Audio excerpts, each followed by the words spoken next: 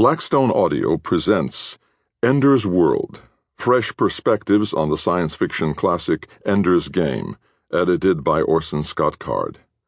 This book is read by Gabrielle de Cuir, Janis, Arthur Morey, Stefan Rudnicki, and Orson Scott Card.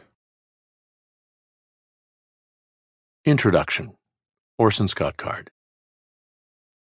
I thought I had a pretty good story when I gave my first draft of the original novelette Ender's Game to my mother to type up for submission. My mother had been another set of eyes on all my plays and my handful of previous stories. So, even though I had long been a very fast and accurate typist myself, I passed her my longhand manuscript because I wanted to see how the story would work for her. This was my first serious attempt to write a sci-fi story to sell. My theater company was getting good attendance, but losing money even with no rent and no salaries to pay. You can lose money on hit plays. I needed Ender's Game to help me launch a non-theatrical writing career. As a non-fan of sci-fi, my mother would definitely let me know if I had something that would work outside the science fiction community. I was surprised at how strongly positive her reaction was. She had enjoyed my Worthing stories, but those were completely character-centered, with not a single spaceship and, for that matter, no electricity or power tools or weapons beyond a medieval level. They felt like fantasy. So Ender's Game was the first time I had asked my mother to read something that really felt like science fiction. It wasn't the space stuff that worked for her.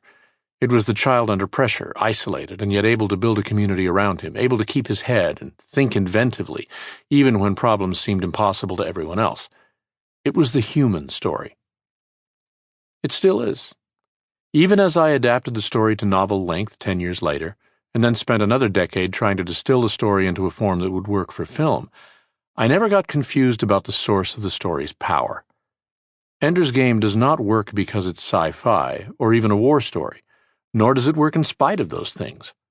Ender's Game works because it is a story of the individual within the community. The great dilemma of human life is that we are all strangers in a strange land. Genetically, we are disposed to be communitarian. Even the worst misanthrope needs human company, hungers for it. And no matter how individualistic we are, no matter how self-motivated, other people have strange and terrible powers over us. They can fill us with joy just by saying completely stupid things like, "Good job," or "You were so cool." We are so hungry for the approval of the community that a pat on the back from someone we despise still makes us feel good. Even if we're ashamed of feeling good, we feel it. It's like our innate response to little children. We feel protective. That's why the most terrible sound when a plane is landing. Sample complete. Ready to continue?